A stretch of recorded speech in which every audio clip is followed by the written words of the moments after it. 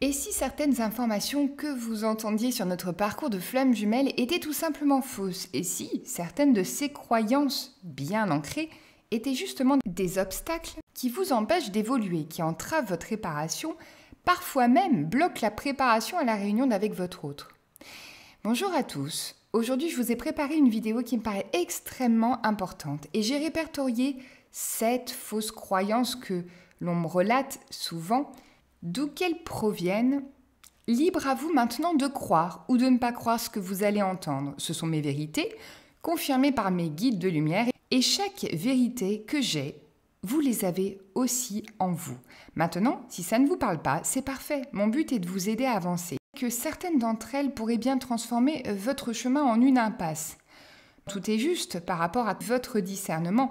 Et si vous êtes passé ou devez passer par là, eh bien, c'est une expérimentation dans cette recherche de la vérité sur notre famille d'âme. Je suis ouverte au dialogue en commentaire, mais en toute bienveillance. Et ceux qui iraient à l'encontre du respect de chacun, je supprimerai tout simplement les commentaires. La première fausse croyance concerne les vies antérieures, alors qu'elles soient avec votre autre ou que ce soit un travail sur celle-ci. C'est une information qui est assez courante, que vous êtes ou serez susceptible d'entendre. C'est celle d'avoir eu des vies antérieures avec son jumeau ou sa jumelle. On peut entendre que les flammes jumelles ont vécu ensemble dans des vies passées, qu'elles se retrouvent d'incarnation en incarnation ou dans peu d'incarnations, peu importe. Ça va de l'information simple qu'elles se seraient rencontrées, mariées, auraient été parfois amants, au fait qu'elles se seraient parfois fait du mal, voire s'entretuer pour les retours les plus fous que l'on ait pu me relater. Sachant que ces informations qu'on vous transmet sont souvent par des personnes évidemment extérieures, type médium, parfois même des personnes qui se disent flammes jumelles. Ce qui se passe, c'est que vous allez transposer ce que vous entendez à ce que vous vivez aujourd'hui pour expliquer telle ou telle difficulté dans votre parcours. En fait, ça vous déroute en réalité encore plus. Et d'ailleurs, pour avoir cette réponse, il suffit d'interroger votre cœur en vous posant la question et en écoutant cette réponse intérieure. Si je vous dis, en admettant que tous ceux qui m'écoutent, là maintenant, soient bien flammes jumelles et sont bien en relation avec leur autre, est-ce que vous avez vécu une vie antérieure avec votre jumeau? Je vous laisse un instant parce que cette réponse à l'intérieur de vous, elle vient au niveau de votre cage thoracique. Quand quelque chose est vrai, vous allez ressentir que ça s'ouvre. Quand quelque chose est faux, ça peut vous donner des sensations peut-être d'oppression ou que rien ne vibre à l'intérieur. Je vous fais faire ce petit exercice parce que vous pourriez en fait le décupler dans tous les domaines de votre vie. Pour ceux qui en douteraient encore, pourquoi vivre toutes ces étapes de ce parcours dans cette vie si nous en avions déjà surmonté dans d'autres? Bien oui, pour avancer avec l'autre, ce n'est pas inhérent à une seule incarnation. Nous devons nous réparer parce que la blessure de chacun se réveille au contact de l'autre. Donc, si vous avez pu avoir une relation dans une autre vie, de près ou de loin, avec votre jumeau ou votre jumelle, c'est que vous auriez commencé ce travail. Vous voyez qu'il est juste logique que si nous vivons ce parcours avec autant de difficultés et de souffrances, cela vient contredire tout naturellement ce que vous pouvez entendre. Et si ce lien sacré est si pur, c'est précisément parce qu'il est exempt de karma. La vérité est que tout commence ici et maintenant, dans cette vie. Au-delà du fait que ce soit pour moi une logique finalement très terrestre, c'est une réponse que j'ai toujours défendue dans mon cœur à l'époque où j'écoutais des vidéos sur les flammes jumelles. Mis à part que cette info ait été confirmée par mon guide de lumière, mon jumeau qui a la capacité d'ouvrir les annales akashiques n'a jamais vu de vie antérieure avec moi et n'a jamais relaté, pour ceux qui le consultent, de vie antérieure avec leur autre. Se croiser, oui, mais sans avoir pu se parler. Et cette vérité est valable pour toute notre famille d'âmes. Il n'y a pas d'exception. Et chaque flamme jumelle a cette information encodée en elle. Dire l'inverse est soit une erreur d'interprétation, soit une méconnaissance sur notre famille d'âmes. Nos incarnations ont permis de vivre notre blessure et d'autres expériences sur Terre pour nous permettre aujourd'hui de terminer notre incarnation avec la rencontre de notre autre pour réparer cette blessure primordiale de la scission de l'œuf cosmique. Dans cette dernière incarnation, on boucle la boucle du cycle de vie en la terminant par notre rencontre avec notre autre parce que c'est le passage vers autre chose après cette vie. À deux, bien sûr, puisque nous aurons tous fusionné en quittant cette terre. Ce lien demande un travail profond et une guérison qui n'a jamais eu lieu auparavant. Je tiens quand même à vous apporter une précision pour ne pas vous mettre en erreur. J'ai des flammes jumelles qui ont vu des épisodes avec leur autre et ce sont elles qui l'ont bien vu, pas des personnes extérieures. Il y a plusieurs explications à cela. La première, c'est que lorsque l'un s'incarne, l'autre le suit, non pas en tant qu'être incarné, mais énergétiquement, puisque les âmes sont toujours ensemble. Donc ça peut être un défaut d'interprétation. Par exemple, mon jumeau m'a déjà relaté un passage au temps des Atlantes où il me voit dans une foule et il croit voir que je lui souris, mais ça n'a pas l'air de lui être adressé directement. Et puis en fait, en observant la scène, il s'est rendu compte qu'il était comme à l'extérieur. Donc en fait, c'est tout simplement l'âme qui peut avoir vu un passage de vie de son autre. La seconde chose, c'est qu'on peut s'être croisés sans jamais se parler. Et je vous donne un autre exemple. Mon jumeau m'a vu brûler sur la place publique et n'avait jamais eu de contact, à part cette vision qu'il a eue de moi à cette époque. Ce que cela apporte, c'est d'avoir une autre compréhension de pourquoi nous vivons des choses dans cette vie, d'aller justement consulter des vies antérieures, pourquoi nous reconnectons à certaines capacités ou dons, ou encore quel lien on a pu avoir auparavant avec des personnes de notre famille. Cela vous permet d'aller un peu plus loin dans la connaissance de qui vous avez été, mais déjà ce n'est pas un passage obligatoire et ça ne se fait pas en allant rechercher des explications dans votre parcours avec votre autre dans d'autres vies. J'ai fait cette transition pour vous parler des vies antérieures. Beaucoup d'entre vous me consultent et me disent travailler sur leur vie antérieure. Alors sachez qu'on ne change pas le passé. Ce qui a été vécu dans une autre vie est terminé. Les résiduels qu'on garde en mémoire viennent en résonance avec ce qu'il nous reste à travailler dans cette dernière incarnation. Si vous voulez comprendre qui vous êtes et les capacités auxquelles vous avez reconnecté, alors oui, ça peut être intéressant d'aller voir ces vies antérieures. Ça permet d'assembler les pièces du puzzle. De la même manière qu'on peut avoir eu un sort ou de la magie noire qu'on porte sur soi dans cette vie, mais dans tous les cas, dites-vous que ça vient en résonance avec votre blessure. Et oui, dans cette vie, forcément, s'il y a eu de la magie noire, on peut mettre en place un protocole pour s'en sortir. Mais si on devait travailler très sincèrement sur toutes nos vies, et que ce serait la clé de la réparation et de la guérison, autant vous dire qu'on n'aurait pas fini de s'incarner. C'est bien pour ça que dans cette vie, nous rejouons tout ce que nous n'avons pas su surmonter dans d'autres pour pouvoir les dépasser. Je vais continuer sur ma lancée en vous parlant du travail sur les lignées transgénérationnelles. C'est la deuxième croyance qui vous ralentit. Si vous entendez que pour évoluer, voire pour vous réparer, vous devez absolument travailler sur vos lignées transgénérationnelles, libérer vos ancêtres de leurs blessures, oui, ça semble noble. Mais en réalité, vous allez vous perdre en chemin et une flamme jumelle ne peut vous transmettre ce message. En tout cas, pas une flamme jumelle réparée. Votre mission dans ce parcours n'est pas de guérir le passé de vos ancêtres, c'est de guérir vos propres blessures. C'est là votre première mission. Et c'est presque d'ailleurs vous mettre à la place de sauveur. On pourrait libérer les âmes des autres. Non, chaque âme fait son travail. Le rôle de sauveur de la famille, c'est juste retomber dans des mécanismes de blessure. Mais comme peu de personnes expliquent réellement ce qu'est le transgénérationnel, au-delà des dérives dans lesquelles on peut vous emmener, eh bien, souvent vous ne savez pas comment vous y prendre. Alors vous faites comme vous pouvez. J'ai d'ailleurs fait une vidéo pour ceux que cela intéresse et je vous la mets en lien. Donc si vous vous concentrez sur les lignées transgénérationnelles, vous risquez tout simplement de négliger le vrai travail qui vous incombe et de perdre du temps. Vous êtes ici pour vous apaiser, réparer vos propres rapports à votre famille et croyez-moi, ça fait déjà beaucoup. Dans tous les cas, vous n'êtes pas là pour porter le poids du passé familial. Ce que vous vivez aujourd'hui dans votre quotidien est déjà le travail nécessaire pour casser ces schémas. Chaque obstacle, chaque douleur est là pour vous permettre de grandir, vous, pas pour résoudre des histoires d'un autre temps. Je vais maintenant arriver sur l'une des croyances les plus trompeuses et pourtant si répandues.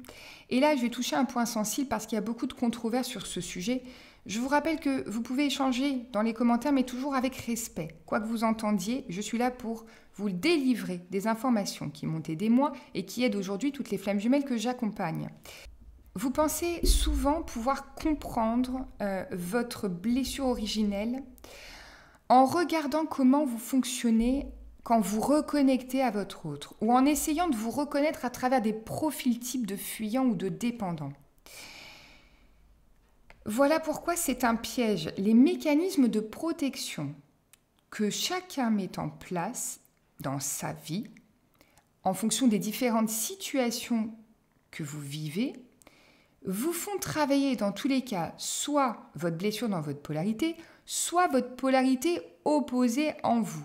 Un yin est incarné pour travailler son yang et un yang est incarné pour travailler son yin. La reconnexion ne révèle pas toujours votre polarité. Par exemple, dans mon parcours, pendant 1 an, j'ai cherché le contact avec mon jumeau par le biais des sollicitations au travail. Je ne savais pas que c'était ma flamme jumelle, mais je me rappelle juste que j'essayais souvent de trouver une raison valable parce que quelque chose me poussait toujours à aller vers lui. Et j'étais yin avec la blessure de rejet. Je n'étais pas yin chaser. Seulement dans ce moment-là de ma vie, j'étais plus dans ma polarité yang. Alors, je dis j'étais parce qu'une fois que vous êtes réparé, vous gardez, on va dire, une imprégnation de votre polarité initiale, mais après, vous n'êtes plus ni yin ni yang. Vous êtes les deux parce que vous êtes équilibré. La blessure du yang, c'est la blessure d'abandon. Elle se réveille plus tard lors de la distanciation d'avec son autre. La blessure d'abandon, elle est ressentie par l'enfant. Elle est souvent, même parfois anecdotique, c'est-à-dire qu'un enfant peut avoir été laissé dans une pièce quelques minutes et avoir ressenti qu'on l'abandonnait. Il n'y a pas réellement forcément un abandon du parent. Et c'est pour ça que souvent, quand on fait appel à notre histoire, qu'on va demander à nos parents, ils n'ont pas cette réponse. Et de toute façon, c'est une mémoire émotionnelle, donc vous n'aurez pas le souvenir. La blessure de rejet est une action d'un parent d'avoir rejeté l'enfant toute son enfance, adolescence, même quand on est adulte. Et c'est réellement là que vous allez trouver votre blessure primordiale. Un yang qui a la blessure d'abandon, si dans l'enfance il a eu une insécurité affective, il va fuir avec son autre s'il ne se sent pas en sécurité. Donc c'est vraiment important de comprendre, parce que la question revient souvent, que votre blessure primordiale ne se reconnaît pas dans les fonctionnements d'aujourd'hui. Il y a des traits, des caractéristiques, mais réellement dans votre histoire d'enfance. La toute première blessure d'abandon remonte entre 0 et 4 ans chez le yang. Chez le yin, elle s'est finalement ancrée et elle a été durant toute sa vie. Alors que chez le yang, c'est une porte qui s'est ouverte à un moment précis. Et si vous voulez réellement vous libérer de cette blessure pour la réparer, il faut fermer cette porte. Mais pour la fermer, il faut trouver réellement l'endroit, le moment où elle s'est ouverte. Et ça, je le rappelle, vous ne pouvez pas le faire seul. Comme disent souvent les guides, on ne peut pas être le médecin et le patient à la fois. Je vais passer à une 4e croyance erronée, c'est que la réunion n'est pas toujours garantie. Alors, pourquoi je vous parle de cette fausse croyance? J'aurais pu ne pas vous en parler parce que d'un côté, ça peut renforcer le fait que certains ont besoin d'être rassurés et peut-être vont se dire, puisque c'est garanti, on ne va plus travailler. Non. Rappelez-vous que le temps pour aller à la réunion n'a uniquement comme jauge la profondeur du travail que vous allez faire sur vous. Je ne parle pas de la quantité, mais de la qualité. Si ça fait 10 ans que vous travaillez sur vous, mais que vous n'avez pas pu repérer votre blessure, que vous n'avez pas repéré vos schémas transgénérationnels, des schémas répétitifs qui vous empêchent d'être qui vous êtes entièrement libéré, alors vous n'allez pas avancer vers la réunion de la même manière qu'une autre flamme jumelle qui aura démanteler tous ces schémas.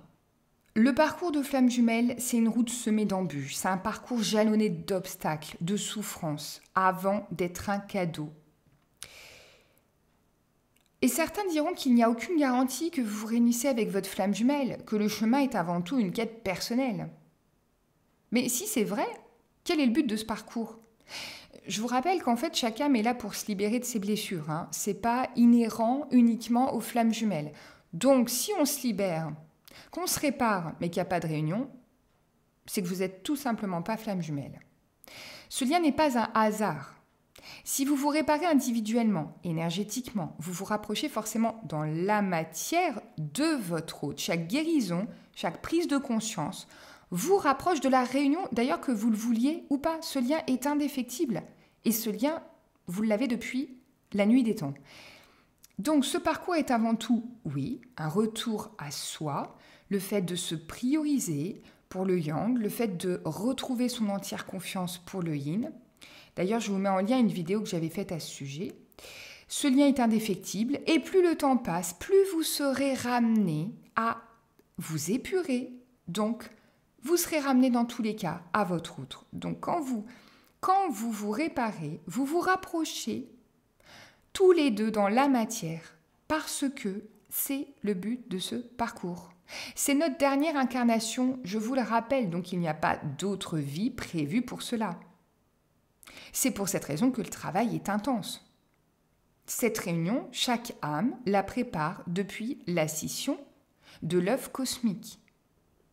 Maintenant, vous avez le droit de douter et c'est bien normal, puisque tant que vous ne vous êtes pas réparé, vous ne pouvez pas avoir cette vérité complètement dans votre cœur. Et dans tous les cas, le temps vous donnera cette réponse. La cinquième croyance que souvent vous entendez, c'est que les flammes jumelles sont un concept. Alors, les flammes jumelles n'ont jamais été un concept. Je le rappelle, c'est une famille d'âmes, au même titre que les âmes sœurs, que les âmes jumelles. Donc, on ne devient pas flamme jumelle dans cette vie. On ne choisit pas d'être flamme jumelle. On l'est ou on ne l'est pas. On ne colle pas à un parcours, on vit le parcours et on vibre ce lien. Les flammes jumelles ont un lien spirituel unique et profond que chacun ressent dans son âme.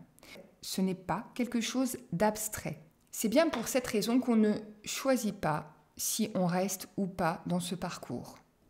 La sixième fausse croyance, vous pouvez entendre que c'est au yin, au runner, de revenir, qu'on ne doit pas lui donner de nouvelles.